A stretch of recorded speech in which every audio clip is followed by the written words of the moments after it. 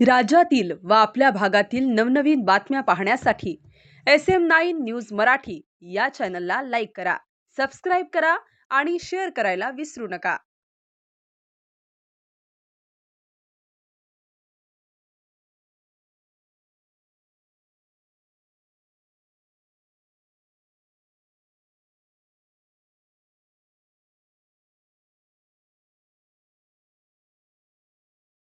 आदरणीय मॅडम त्यांना आपल्या सगळ्यांच्या वतीनं तालुक्यातल्या सगळ्या शेतकऱ्यांच्या, बळीराजाच्या, दूध उत्पादकांच्या आणि विद्यार्थी पालकांच्या वतीनं एक निवेदन आपण या ठिकाणी देण्यासाठी आलेलो आहोत. या निवेदनाच्या माध्यमातून आदरणीय तहसीलदार मॅडमना या तालुक्यामध्ये भार नियमन अतिशय मोठ्या प्रमाणावर सुरू आहे. भार नियमनामध्ये 8 तास, 4 तास, 6 तास काही लाईट येत असते, त्यामध्ये सुद्धा 10 मिनिटं लाईट टिकत नाही, व्होल्टेजच नाही.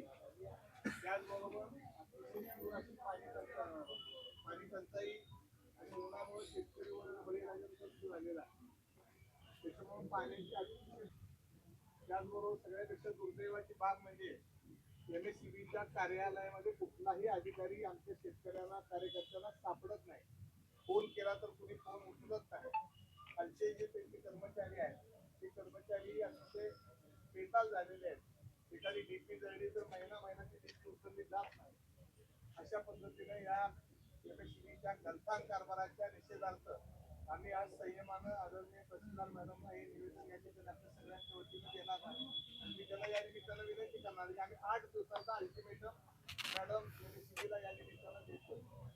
त्यांनी उद्यापासून सगळ्या शाखा बेस्टचे आहेत, सगळे 2 डेप्युटी इंजिनियर आहेत, त्यांनी कार्यालयीन वेळेत त्यांच्या कार्यालयात हजर असलं पाहिजे. कुठल्याही शेतकऱ्याचा फोन त्यांनी उचलला पाहिजे.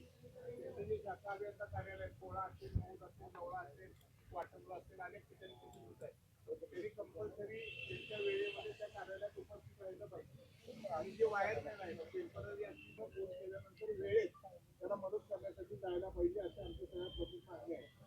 8 दिवसामध्ये यामध्ये सुधारणा नाही झाली तर आम्ही तहसील कार्यालय मॅडम आपलंही बंद उपस्थित राहून आपलंही कार्यालयाचं गेट बंद पाडू. MSEBच्या सगळ्या कार्यालयामध्ये आमचे कार्यकर्ते जाऊन त्यांना टाळा लावतील आणि त्याचबरोबर सगळे रस्ते पण आम्ही ब्लॉक करणार आहोत. कारण आता शेतकऱ्याच्या थांबण्याची किंवा अडचणीची सीमा आमची संपलेली आहे. म्हणून आपण कर्तव्यदक्ष तहसीलदार आहात, आपण तातडीनं MSEBच्या कार्यालयामध्ये बैठक घेऊ, तातडीनं या सगळ्या गोष्टी दुरुस्त करण्याचा आपण त्या ठिकाणी आदेश द्यावे. सगळ्यांच्या वतीने आपल्याला सगळ्यांच्या वतीने